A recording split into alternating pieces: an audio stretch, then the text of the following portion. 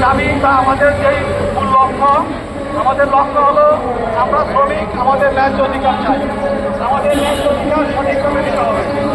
আমাদের ন্যায্য অধিকারের জন্য আমরা লড়ব ইনশাআল্লাহ। আমরা সবাই একত্রিত থাকবো। আমরা যেভাবে এগিয়ে যাচ্ছি ইনশাআল্লাহ